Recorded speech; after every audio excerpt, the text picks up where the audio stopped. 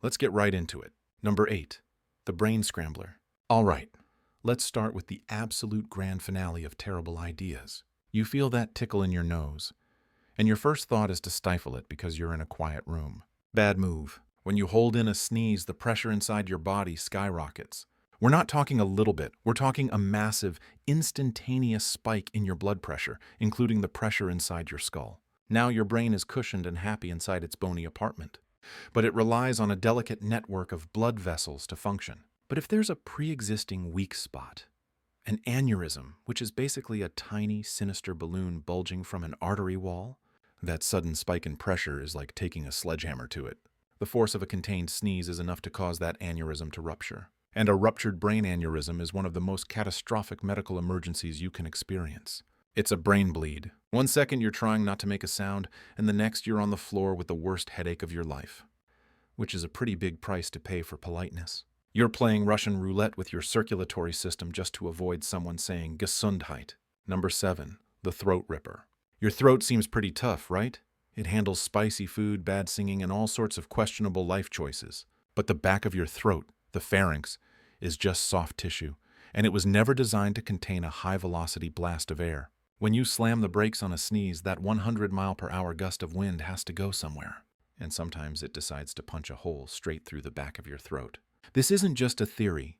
It's a real thing that has put people in the hospital. There was a case of a man who held in a powerful sneeze and felt a popping sensation in his neck. He ended up with a spontaneous pharyngeal rupture. The air from his lungs was forced into the soft tissue of his chest and neck, causing them to swell up and make crackling sounds. He couldn't speak or swallow and was in excruciating pain.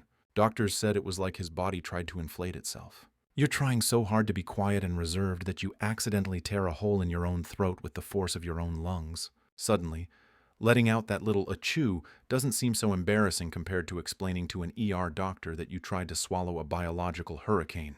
Number 6. The Chest Inflator. Your body has very specific compartments for things. Bones go in the skeleton section, organs in the organ section, and air is supposed to stay in the lungs. When you hold in a sneeze, you can violate this fundamental rule of biology. The insane pressure that gets trapped in your chest can, in some rare cases, force air out of your lungs and into the space between them, an area called the mediastinum. This condition is called pneumomediastinum, which is a fancy way of saying your chest cavity has an air leak. The air gets trapped around your heart and between your lungs, which is exactly where air is not supposed to be. Symptoms can range from chest pain that feels like a heart attack, to a change in your voice, to difficulty breathing. Think about it. You tried to stop a bit of air from coming out of your nose, and as a reward, you forced it into a place where it can literally put pressure on your heart. It's like trying to plug a leaky faucet and accidentally rerouting the water pipe into your home's electrical panel. It's a solution that creates a much, much dumber problem. Doctors then have to figure out how to get the air out, all because you were too shy to make a achoo sound. Number 5. The Eye Popper. No, holding in a sneeze is not going to launch your eyeballs across the room like cartoon projectiles. Let's get that out of the way. But that doesn't mean your eyes get off scot-free. The spike in vascular pressure has to go somewhere, and the tiny, delicate blood vessels in your eyes are a prime target. When you suppress that sneeze, the pressure can be enough to rupture these small capillaries. This can happen in the white part of your eye, leading to a bright red splotch known as a subconjunctival hemorrhage. It looks absolutely terrifying. One minute you're a normal person, and the next you look like you've been possessed by a demon or lost a fist fight with a ghost. It's usually harmless, but you have to walk around for a week explaining to everyone that you didn't suffer a major trauma. You just have zero respect for basic respiratory physics. You tried to avoid a moment of minor social awkwardness, and in return you gave yourself a look that screams, "I'm the villain in a horror movie." Number 4. The Rib Cracker. A sneeze isn't a delicate little puff of air. It's a full-body convulsion.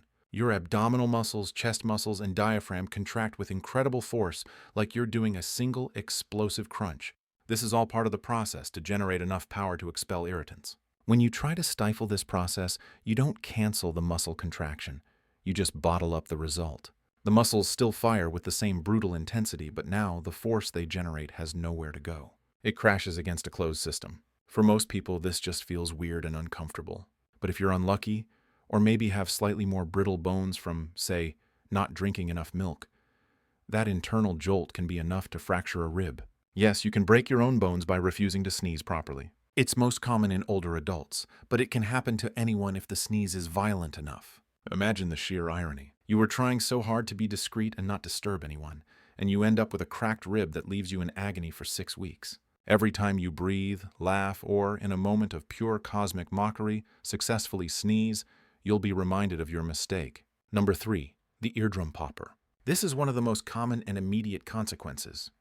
A little preview of the bad decisions you're making.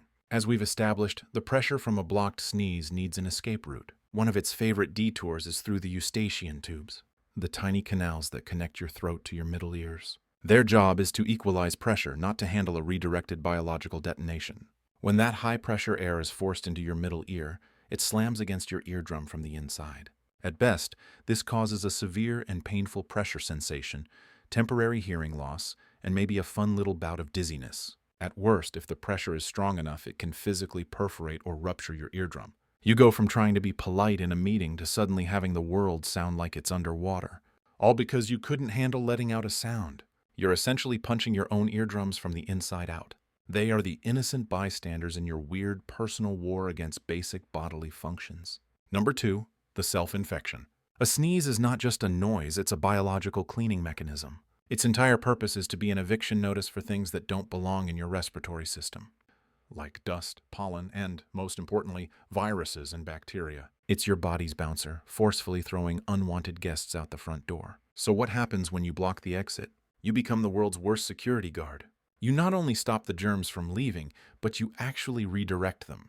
That pressurized blast of germ-filled mucus, now with nowhere to go, gets shot backward with incredible force. It can be blasted deep into your sinus cavities or up your eustachian tubes and into your middle ear. You are essentially taking a concentrated dose of whatever illness your body was trying to expel and power washing it into the most vulnerable, hard-to-reach places in your head.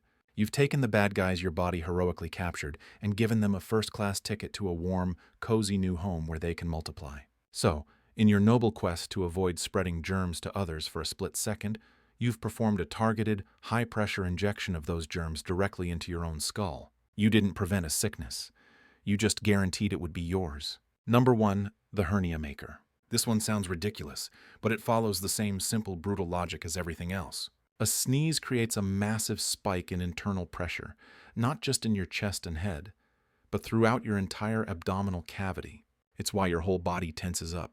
Your body is built to handle this pressure when it has a release valve, your mouth and nose. When you plug those exits, the pressure has to find any weak point it can. For some people, that weak spot is in the abdominal wall. Forcing that kind of intense, contained pressure can be the final straw that causes an inguinal hernia, where part of your intestine or fatty tissue pokes through a weak spot in your abdomen. It's the ultimate insult. You were so concerned with appearances that you literally squeezed your own guts out of place. It's a perfect example of how trying to suppress a small, natural bodily function can lead to a problem that requires actual surgery to fix. All your politeness earned you was a bizarre and painful injury that you have to awkwardly explain to a doctor who will almost certainly tell you to just let the sneeze out next time.